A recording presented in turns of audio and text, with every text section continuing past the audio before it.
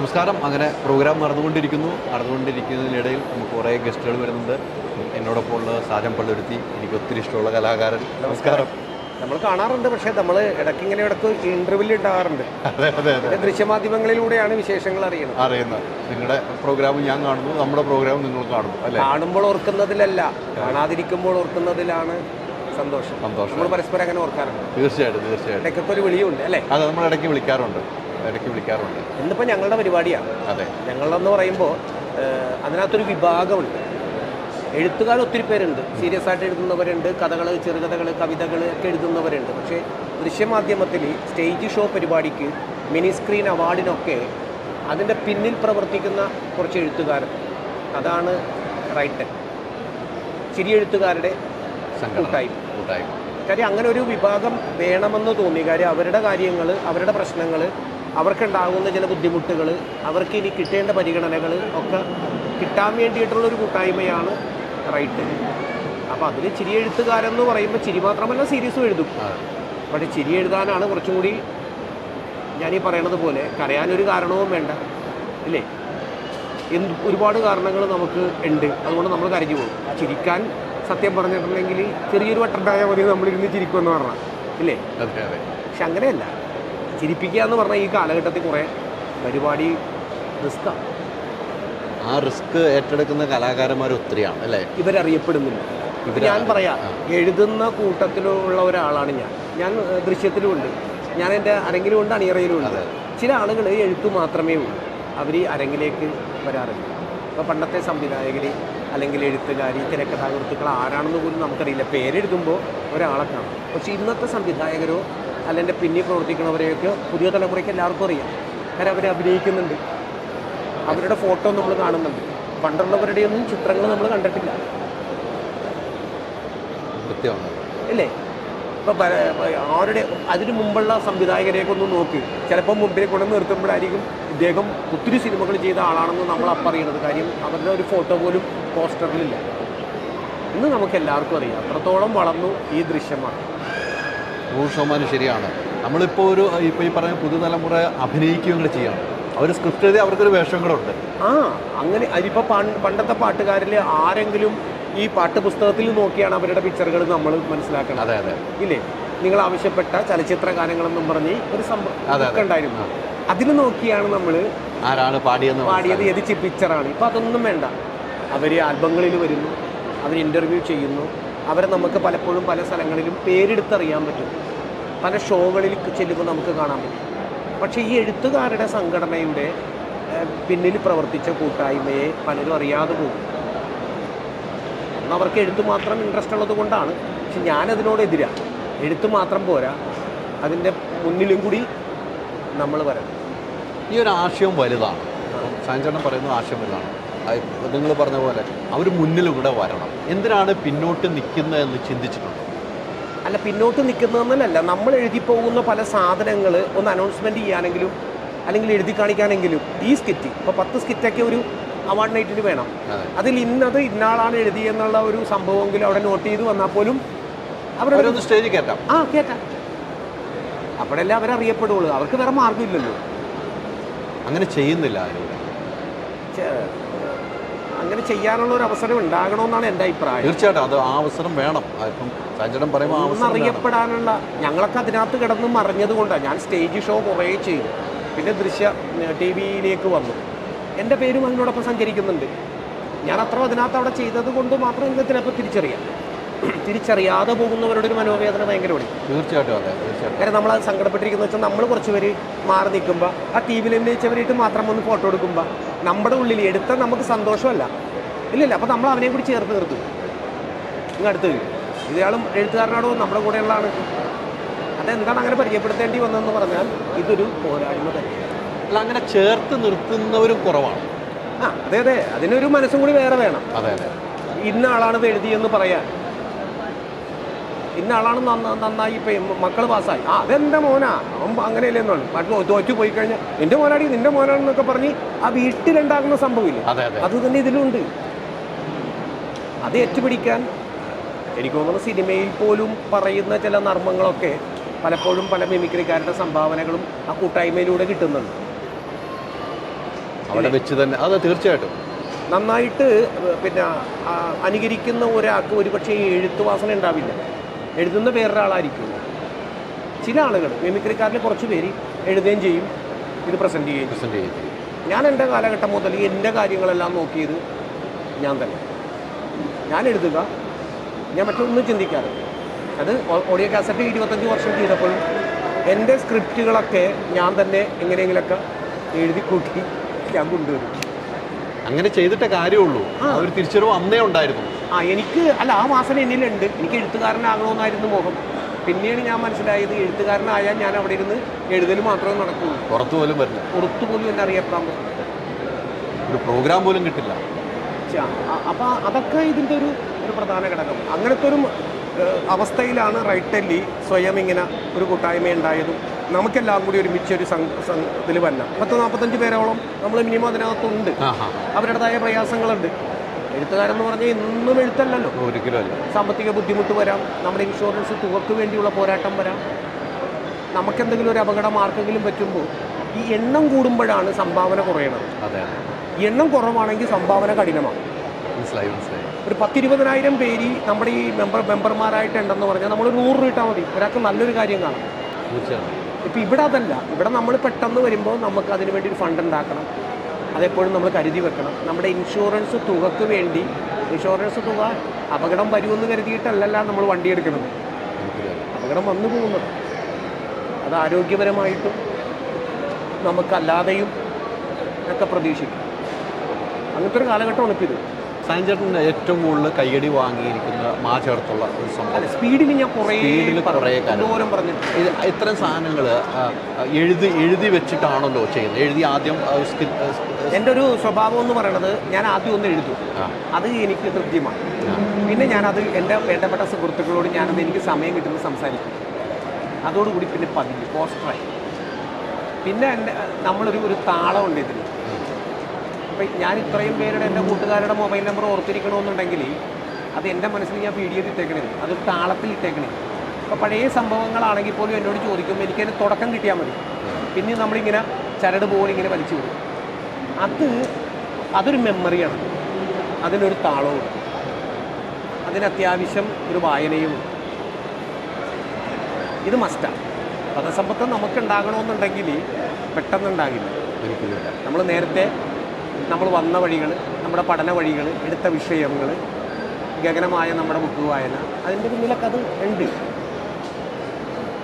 അപ്പോൾ ആ ഒരു സാധനമാണ് എന്നെ അതിലേക്ക് എത്തിച്ചത്. ഇപ്പോൾ ഇവിടെ വന്നു കഴിഞ്ഞാൽ നമുക്ക് ഒത്തിരി ആളുകളെ കണ്ടല്ലേ, കാസർഗോഡ് ഭാഷകൾ കൊണ്ട് അവർ ഐറ്റം കളിക്കണേക്കാൾ നല്ലത് അവർ 10 മിനിറ്റ് അവർ 1 മിനിറ്റ് സംസാരിച്ചപ്പോൾ അവർ 10 മിനിറ്റ് ഐറ്റം കളിച്ചതിനേക്കാൾ കൂടുതൽ നമ്മൾ ചിന്തിച്ചു. അതെ. അതാണ് ഭാഷയ്ക്ക് ഒരു പ്രത്യേകതയുണ്ട്. നിഷ്കളങ്കമായ തൃശ്ശൂർ ഭാഷ എന്തൊക്കെ തന്നെ പറഞ്ഞാലും അവരുടെ ഭാഷ കേൾക്കുമ്പോൾ തന്നെ നമ്മൾ പാലക്കാടുകാരുടെ ഭാഷ. ചെറിയ സംസ്ഥാനമാണ് കേരളം.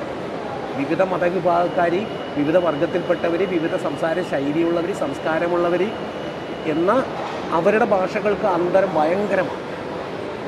ചിലവർ തമ്മിൽ സംസാരിച്ചാൽ 2 കാസർഗോഡുകാരിൽ സംസാരിച്ചാൽ എറണാകുളംകാരൻ വെറുതെ കേട്ടിരിക്കും. എന്തിനധികം പറഞ്ഞാൽ അങ്കമാലിയിലുള്ള 2 പേര് സംസാരിച്ചാൽ നമ്മൾ വായും പൊളിച്ചിരിക്കും. തിരുവനന്തപുരത്ത് 2 പേര് സംസാരിച്ചാൽ നമ്മളതിൻ്റെ ഇടയിൽ ഇടപെടണ്ട, നമ്മൾ പിന്നീട് ചോദിക്കണം എന്താ നിങ്ങളുടെ വിഷയം. അതെ, അതവരുടെ സംസാര ശൈലിയാണ്. അത് എല്ലാ ജില്ലക്കാരെല്ലാവരും. പക്ഷെ അവരൊക്കെ ഈ മിമിക്രി രംഗത്തേക്ക് വരുമ്പോൾ, അനുകരണ കലയിലേക്ക് വരുമ്പോൾ അവർക്ക് നമുക്ക് മനസ്സിലാകുന്ന ഭാഷയിൽ അവർ കാര്യം പറയും. അതാണ് ഏറ്റവും വലിയ പ്രത്യേകത. ഇതിലേക്ക് വരുമ്പോൾ ഒരു പ്രത്യേകത, എനിക്ക് നിങ്ങൾക്ക് മനസ്സിലാകുന്ന ഒരു ഭാഷ, അതാണ് ഇതിലെ ഏറ്റവും വലിയ പ്രത്യേകത. നമ്മൾ സ്റ്റേജിൽ വന്നു കഴിഞ്ഞാൽ, മിമിക്രി ഒരു ആർട്ടിസ്റ്റ് വന്നു കഴിഞ്ഞാൽ അവർ പറയുന്നതെല്ലാം നമുക്ക് മനസ്സിലാവും. ഈ പറഞ്ഞ പോലെ അവർ ഒരുമിച്ചിരുന്ന് സംസാരിച്ചാൽ നമുക്ക് മനസ്സിലാകും. അത് ഒരു വലിയ ഒരു കഴിവാണ് അത്, അല്ലേ? ഭാഷകൾ അനുകരിക്കുക എന്ന് പറയുന്നത്, ഇപ്പം ഞാൻ മമ്മൂക്കയുടെ പടങ്ങളിൽ നമ്മൾ ചെയ്തതിൽ നമുക്ക് എത്രയോ ഭാഷകൾ സംസാരിക്കുന്ന പല ടൈപ്പ് കഥാപാത്രത്തിൽ, തിരുവനന്തപുരമായാലും അല്ലേ, നമ്മളിങ്ങനെ ആലോചിക്കും. അതിൽ തന്നെ നമ്മൾ നിൽക്കണം, അതിൽ തന്നെ ശ്രദ്ധ കൊടുത്ത് നിൽക്കുകയാണ്. ഇടയ്ക്ക് ചിലവർ ചെയ്തു വരുമ്പോൾ ആ സാധനം വിട്ടുപോകും, കഥാപാത്രം വിട്ടുപോകും. ഇത് കഥാപാത്രം വിടുന്നതേയില്ല, എപ്പോഴും അതിൻ്റെ ഒരു ലോകത്ത് ഇങ്ങനെ നിൽക്കുക. എനിക്ക് അങ്ങനെ നമുക്ക് ഇവരുടെ ഭാഷ കേൾക്കുന്നത് ഭയങ്കര ഇഷ്ടമാണ്. നമ്മുടെ ഭാഷ ഭയങ്കര സ്പീഡാണെന്നാണ്, എറണാകുളം ഭാഷ ഭയങ്കര സ്പീഡാണെന്നാണ് അവർ പറയുന്നത്. യൂട്യൂബ് ചാനലൊക്കെ എങ്ങനെ പോകുന്നു? 210 എപ്പിസോഡായി, തുടർന്ന് ഇങ്ങനെ പോയിക്കൊണ്ടിരിക്കുകയാണ്. അതിൻ്റെ രചനയും നമ്മുടെ കുറച്ച് സഹപ്രവർത്തകർ, അനിയന്മാർ, എല്ലാവരും ശിഷ്യന്മാർ തന്നെയാണ്. എങ്കിൽ പോലും അവരെല്ലാവരും കൂടി ചേർന്നുകൊണ്ട് ചെണ്ട കൊട്ടാൻ തുടങ്ങിയിട്ട് ഏതാണ്ടൊരു 2-3 കൊല്ലമായി. അത് മഴക്കാലത്തും കൊട്ടി, അത് കോവിഡ് കാലത്തും കൊട്ടി, നന്നായിട്ട് കൊട്ടി അത് വലിയ കുഴപ്പമില്ലാതെ മുടങ്ങാതെ 200-210 എപ്പിസോഡിലേക്ക് അത് എത്തി. എങ്ങനെയുണ്ട്? അല്ല, അതുള്ളത് കൊണ്ട് എന്ത് പറ്റുമെന്ന് വെച്ചാൽ കോവിഡ് കാലത്ത് നമ്മളിത് ചെയ്തില്ലായിരുന്നെങ്കിൽ നമ്മളെവിടെയാണ് എന്താണെന്ന് അറിയപ്പെടില്ല, കെട്ടടങ്ങിപ്പോവും. ഒരാഴ്ച തമ്മിൽ കണ്ടില്ലെങ്കിൽ മറന്നു പോകുന്നവരാണ് നമ്മൾ. അതാണ് ലോകം. കോവിഡ് സമയം വളരെയധികം സജീവമായിരുന്നു. അത് ബ്രെയിൻ പ്രവർത്തിക്കാൻ നമ്മളിലെ നർമ്മം. ഇപ്പം ഞാൻ ഈ രംഗം വിട്ടിട്ട് വേറെ രംഗത്തേക്ക് പോയി 2-3 കൊല്ലം ഗൾഫിലൊക്കെ ജോലി ചെയ്ത് തിരിച്ചു വന്നു കഴിഞ്ഞാലുണ്ടല്ലോ, ഞാൻ ഒരുപാട് ബാക്കില്ല. പിന്നെ ഇതിനകത്തേക്ക് കയറുക എന്ന് പറയുന്നത് പലതും അറിഞ്ഞും മനസ്സിലാക്കിയും വേണം ഞാൻ വന്ന് കയറാൻ. അപ്പോഴേ എന്നിൽ നിന്ന് ആശയവും അകന്നിരിക്കും, ആ ടൈമിങ്ങും പോയില്ല. കൃത്യമാണ്. ഇപ്പം എത്ര ആളുകളാണ് ഇപ്പോൾ സ്ഥിരമുള്ളത്? ഞങ്ങൾ ഒരു 5-8 പേര് സ്ഥിരമുണ്ട്. 2 ക്യാമറമാൻമാരും, നമ്മൾ, ഷിഹാബ്, പ്രസാദ്, നിത, സിസി, അതുപോലെയുള്ള കുറച്ച് വിനോദ്, അങ്ങനെ വിജയൻ, അങ്ങനെ കുറച്ച് ആൾക്കാരും എൻ്റെ 2 സുഹൃത്തുക്കളും. നമ്മളിങ്ങനെ ഇരുന്ന് ആലോചിക്കുന്നു. നമ്മളപ്പം തന്നെ ഒരു 4 സ്ക്രിപ്റ്റ് ഉണ്ടാക്കുന്നു. അതിൽ പിള്ളേരോട് പറഞ്ഞ് ഏൽപ്പിക്കുന്നു. അവർ പറയുന്നു ആ 2 സൂപ്പറാണെന്ന് പറയുന്നു. അതങ്ങോട്ട് എടുക്കും. സമകാലീന സംഭവങ്ങളൊക്കെ ഞാൻ ചെയ്തത് തന്നെ കുറേ ഹിറ്റായിട്ടുണ്ട്. A1 ക്യാമറ വന്ന ഉടനെ തിരുവനന്തപുരത്ത് അതേപോലത്തെ സംഭവം ഉണ്ടായി. ശരിയാണ്. വെളുത്തപാമ ചെയ്തു. അതിൻ്റെ അപ്പം തന്നെ നമ്മൾ വേറെ ചെയ്തു. അപ്പം രാഷ്ട്രീയത്തിൻ്റെ ആണെങ്കിലും അങ്ങനെ ചില സാധനങ്ങൾ നമ്മൾ ചെയ്യുമ്പോൾ നാളത് ഭവിക്കുന്നുണ്ട്. നമ്മൾ മുൻകൂട്ടി കാണുന്നു എന്നുള്ളതാണ്. എന്നോട് ചോദിച്ചു, അത് നേരത്തെ കണ്ടിട്ടാണ്? മുൻകൂട്ടി കാണുന്നു. അത് മുൻകൂട്ടി കാണുന്നു. അതെങ്ങനെയാണ്? അല്ല, അത് ഞാൻ ഈ ലോകത്ത് സഞ്ചരിക്കണ കൊണ്ടും എൻ്റെ മനസ്സ് ഇവിടെ ആയതുകൊണ്ടും ഇനി എന്ത് സംഭവിക്കാമെന്നുള്ള ഒരു ദീർഘവീക്ഷണം നമുക്കുള്ളത് കൊണ്ടും, അതുകൊണ്ട് മാത്രമാണ് അങ്ങനെ സംഭവിക്കാം. ഈ ഷൂട്ടൊക്കെ പള്ളുരുത്തി മേഖലയാണ്. പള്ളുരുത്തി, പുച്ചാക്കൽ, പള്ളിപ്പുറം, ചേർത്തല, അങ്ങനെ നമ്മുടേതായിട്ടുള്ള സ്ഥലങ്ങളിൽ നമ്മുടെ സുഹൃത്തുക്കളുടെ വീടും പരിസരമൊക്കെ അവിടെ തന്നെയാണ് ഷൂട്ട് ചെയ്യുന്നത്. അല്ല, അത് എല്ലാവർക്കും വേണമെന്നാണ് പറഞ്ഞത്. മാറി നിൽക്കരുത്. മാറി നിന്നാൽ വലിയ പണിയാണ്. പ്രേമിന്ന് പോയാൽ പോയി, അറിയില്ല, മരിച്ചതിന് തുല്യമാവും. അതെ, നമ്മൾ ജീവിച്ചിരിക്കുന്നതിനുള്ള തെളിവാണ് നമ്മൾ ഈ ചെയ്തു കൂട്ടുന്ന കുറേ പ്രവൃത്തി. നല്ല ആൾക്കാർ പറഞ്ഞു, നീ ഒരു ബുക്ക് എഴുത്, വർഷങ്ങൾ നീ പോയാലും നിന്നെ ഓർക്കാനൊക്കെ മതി. നമ്മൾ പഴയ സിനിമകളൊക്കെ കാണുമ്പോൾ എൻ്റെ പഴയ കാലം എന്ന് എനിക്കും പറയാം, ഇനി വരാൻ പോകുന്ന തലമുറയ്ക്ക്. മിന്നും താരം, ഇതാണ് നമ്മുടെ ടൈറ്റിൽ. മിന്നും താരം എഴുത്തുകാരുടെ ഈ താരങ്ങളുടെ അതിൻ്റെ ഒരു പ്രത്യേകത എന്ന് പറഞ്ഞാൽ അനുകരണ കലയായ മിമിക്രി കോമ്പറ്റീഷൻ നടക്കുന്നത്. എത്ര ആളുകൾ ഒന്ന് ആലോചിച്ച് നോക്കി. ഞാനൊക്കെ 100 രൂപ പ്രതിഫലത്തിൽ നിന്നാണ് തുടങ്ങിയത്. ഇന്നത്തെ പിള്ളേർ 100 രൂപ കാണുമോ? അവരവിടെ നിന്നല്ല തുടങ്ങേണ്ടത്. ഒരുപാട് പൈസയുടെ മേളിൽ നിന്നാണ് ഇന്ന് അവർ തുടങ്ങാൻ പോകുന്നത്. പിന്നെ അവരെ സംബന്ധിച്ചിടത്തോളം അവർ ഈ ഒരു ദിവസത്തെ ഒരു 5 മിനിറ്റിൻ്റെ കോമ്പറ്റീഷൻ കൊണ്ട് 50,000 രൂപ വിന്നറായി മാറും. നമ്മൾ 100 ദിവസം ഒരു വീടിനകത്ത് കിടന്നിട്ട് ഒരു 50 ലക്ഷം മേടിച്ചു വരുന്നതിനേക്കാളും ബെറ്ററാണ് അവർ ഈ താരമായിട്ട് മാറുന്നത്. ശരിയല്ലേ? തീർച്ചയായിട്ടും. ഇവിടെ വേറെ ചോദ്യങ്ങളൊന്നുമില്ല. അവർ തുടങ്ങുന്നു, അവരവസാനിപ്പിക്കുന്നു, അവരുടെ കഴിവുകളെ മാറ്റിവെക്കുന്നു. ചിലപ്പോൾ ഇത് അവരുടെ ജീവിതത്തിൻ്റെ ഒരു ടേണിംഗ് ആവും.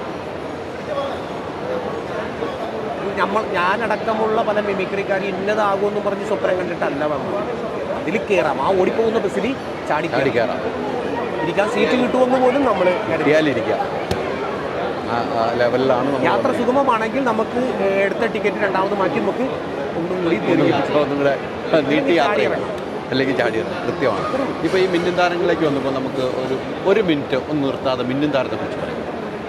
മനസ്സിൻ്റെ ഉള്ളിൽ എപ്പോഴും മായാതെ നിൽക്കുന്ന നിരവധി മിമിക്രിക്കാരുടെ കഴിവുകളെ മാറ്റുരക്കുന്ന വലിയൊരു അവസരം നമുക്ക് കിട്ടുമ്പോൾ അവരുടെ കഴിവുകളും അവരുടെ ഭാവനകളും അവരുടെ ചിന്തകളും അവരുടെ പ്രവൃത്തികളും എല്ലാം കൂടി അവർ പറയുന്ന കലയിൽ ഉണ്ടാകും. അതാണ് അതിൻ്റെ ഒരു സംസ്കാരം. അത് ലോകത്തിന് മുമ്പിലേക്ക് തെളിയിക്കുവാനും അവർക്ക് അതിലൂടെ വളരുവാനും സാധിക്കുന്ന നല്ലൊരവസരം ഉണ്ടാകുമ്പോൾ അത് അവരുടെ കുടുംബം, അവരെ സ്നേഹിക്കുന്നവർ, അവരെ ഇഷ്ടപ്പെടുന്നവർ, അവരെ ആരാധിക്കുന്ന ആരാധകരുടെ മുമ്പിൽ. അതുകൊണ്ട് വിനയം ദ്രുതഗതിയിലുള്ള വിജയത്തിൻ്റെ ഒരു താക്കോലാണ്. നിങ്ങളുടെ കഴിവ് നിങ്ങളുടെ കയ്യിലാണ്.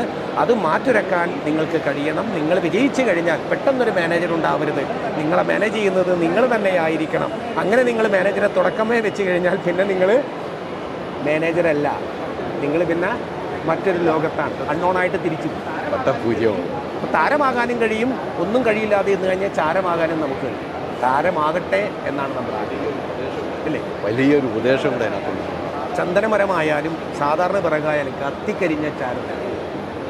പക്ഷെ അത് ഞാൻ പറയണത് അത് നമുക്ക് വേണ്ട രീതിയിൽ വിനിയോഗിക്കാനും താങ്ങായും തണലായും നിൽക്കുന്നവരുടെ കൂടെയും നമുക്ക് കഴിവില്ലെങ്കിൽ നമ്മളെ സ്നേഹിക്കാൻ ബാക്കിൽ ഒരുത്തനുണ്ടാവും, അവൻ നമ്മളെ കൊണ്ടു നടക്കും. അത് നമ്മുടെ ഭാഗ്യമാണ്.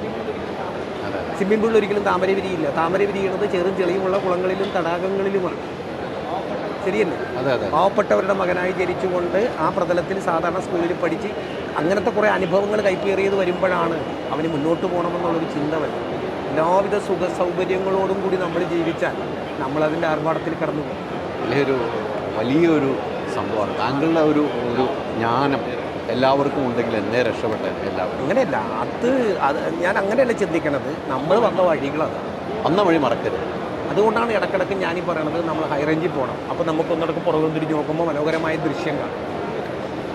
വന്ന വഴി ഒരിക്കലും മറക്കാൻ പാടില്ല. ആനയുടെ കഴുത്തല്ലല്ലോ നമ്മൾ, പുറകോട്ട് തിരിഞ്ഞു നോക്കാൻ പറ്റാത്തൊരു കഴുത്തല്ല നമുക്ക്. നമ്മുടെ കഴുത്ത് ഇടത്തോട്ടും വലത്തോട്ടും തിരിയും. ഒത്തിരി സന്തോഷം. Thank you. അപ്പം മിന്നും താരം എന്ന് പറയുന്ന പരിപാടിയിൽ പങ്കെടുത്ത എല്ലാവർക്കും, അതോടൊപ്പം തന്നെ ഇന്ന് നടക്കുന്ന ഈ ഫംഗ്ഷനിലും അവർക്കൊക്കെ എല്ലാവരും ജയിക്കട്ടെ എന്ന് ഞാൻ പറഞ്ഞാലും ആരെങ്കിലും ഒരാൾ ചെയ്യും. അതെ. പക്ഷേ ആ വിജയം തൊട്ട് പുറകിൽ അവരുള്ളത് കൊണ്ടാണ് ഒന്നാം സ്ഥാനക്കാരൻ. അത് കിട്ടിയതൊന്നുകൂടി നമുക്ക് വരുന്നവർക്കൊരു ട്രെയിനിങ് ആവട്ടെ എന്ന് കൂടി ഞാൻ പ്രാർത്ഥിക്കുന്നു. ഒത്തിരി സന്തോഷം.